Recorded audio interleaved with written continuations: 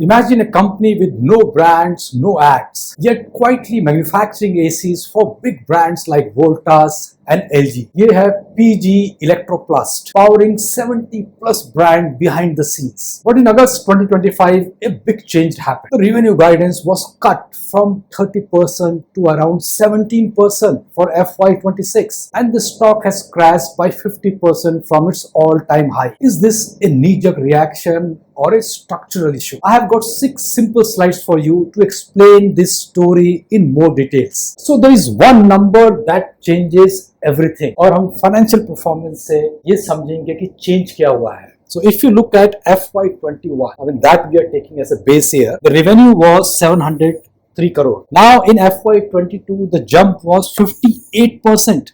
So revenue jumped to 1,112 crore. In FY23, another 94% jump in revenues. So the revenue surged to 2,160 crore. In FY24, the jump was 27% and the revenue was 2,747. Now FY25 again 77% jump in a higher base and revenue jumped to 4,870. So when you look at FY26, when at the start of the year the company gave their guidance that the revenue will grow at 16 to 17%. So FY26 estimate is around 5,700 to 5,800 crore with a 17 to 19% growth. So 5 साल में 7x% growth, and that is reflected in the price. And the moment company gave that guidance of 17% growth, the stock fell by 50%. और ये number इसलिए भी important है, जो सारा growth आया था वो आया था room AC से. So there is a single product that brought that kind of growth for the company in the last 5 years. और ये नंबर इसलिए भी important हो जाता है कि इंडस्ट्री में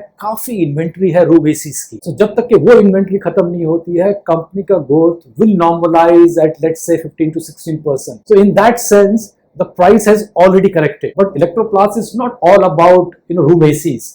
ये स्टोरी को और ज्यादा हम डिटेल में समझेंगे आने वाले slides में. So there is no doubt that PG Electroplast is a contract manufacturer. So let's understand the revenue mix. So if you look at the ODM and the OEM, so original equipment manufacturers and the original design manufacturers. So the revenue share is 72%. And that comes from room ACs, washing machines and air coolers. Now if you look at plastic molding, the share is 21% and these are very precise components for durables and sanitary fans. And 6% comes from electronics. I mean they have a JV, so they make LED TVs here. 2% comes from tool manufacturing, so tooling for in-house and third-party use. So if you look at 4 verticals, there is a one dominant engine, and that is room ACs, washing machines and air coolers. So यहाँ पर एक good news ये है कि company is also getting into refrigerator in a big way.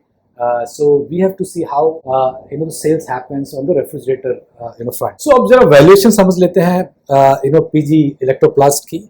So if you look at the price to earning is 63x. So if you look at 3-year median is 67x. So currently it is at a discount of 6% if you look at the PE. EV to EBITDA is 36x and 3-year median is 33x. So it is available at a 9% premium to 3-year median. If you look at price to book is 5.1x, whereas 3-year median is 6.5x. So again available at a 22% discount. Market cap to sales 2.7x, 3-year median is 4.0. So again at a discount of 33%. So under 3 parameter is available at a discount, and if you look at EV to EBITDA, it is available at a premium. So the market is not doubting the profitability of PG Electroplast. Market is doubting the growth. Will they be able to grow, let's say, at 30% plus in the next 3 to 5 years? I think that is a big question. Now let's understand the peer group. If you look at PG Electroplast, 63x is the PE. If you look at Dixon Technology, which is a very well-known company, they have a PE of 117x. So in that sense, PG is available at a cheaper rate, but we'll study the more parameter here. Amber Enterprises is 88x. So again, much higher than PG Electroplast. Kaynes Technology 90x. And Sairama SGS Technology 60x, and finally EPAC Durable if you look at 72x. So in terms of PE, PG is available at the lowest PE of 63x. But here, as we have seen, the growth is a big issue. So we'll come to that point later. Let's look at EV to EBITDA. PG is available at 36x and if you see, all other players are almost higher or at the same level in terms of EV to EBITDA. Market cap of PG Electroplast is 13,000, and Dixon is much bigger, 78. Other players are around, PG Electro, Plast. Revenue, if you see, 5,500 crore. Dixon is 27,000 crore. So in that sense, PG is second largest player, in terms of revenue.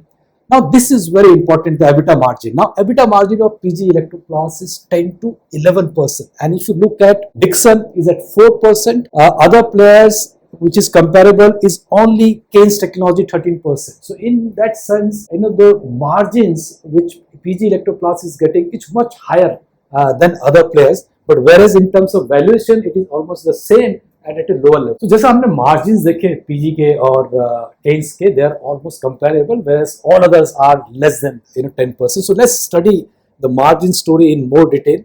EBITDA from FY21, if you see, 65 crore, 89, 176, 275, 519 and 570.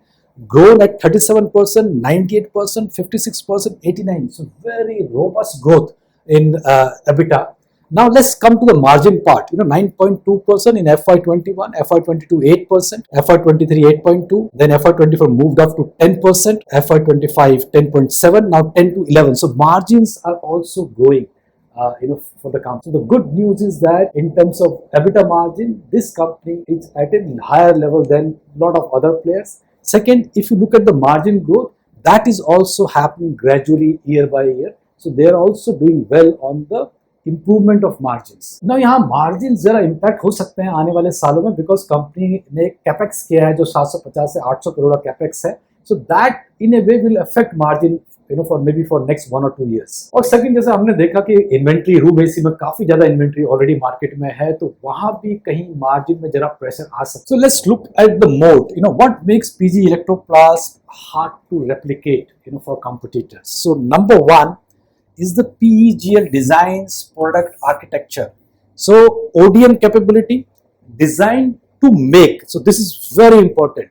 Second, one of the India's largest precision plastic molding operation. Though revenue share is very less, but scale in plastic molding is another moat the company has got. Third is 35 plus brand they are serving in the AC market alone. Now 678 to 980 crore in cash liquidity which is available to company by the end of FY25. So net cash in the balance sheet, which is also a very positive factor. PLI scheme beneficiary, they qualified under PLI for white goods. So this is also very good for the margins. And finally, the manufacturing footprint. So 11 plants in Greater Noida, Roorkee, Ahmednagar and Bhiwadi. So the big negative, as you can see, is the guidance part, where the guidance for sales has been reduced from 30 plus to 17%. So now on the one side, company has cut the guidance, and second, there is a pressure on the margin. So number one is the inventory which is there in the market for room AC, and room AC is their biggest product. So that's where we can see some margin compression. And second is the capex which the company is making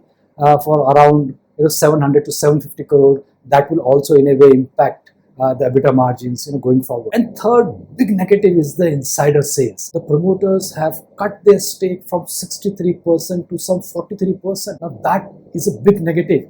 And this is something we also saw in Dixon. So the kind of valuation these companies are getting, these contract manufacturers, many promoters have realized that it's a peak. So many have in a way reduced their stake. And the recent Iran-US conflict and the LPG shortage, that could also in a way will impact the company's margins going forward. So the company looks good on papers. So we have to watch very carefully the management commentary in the next 2 quarters. Just to make a disclaimer, this video is only for educational purposes. In case you want to buy, sell and hold PG Electroplast or any of the other stock that I have mentioned in my slides, I suggest to consult your financial advisor.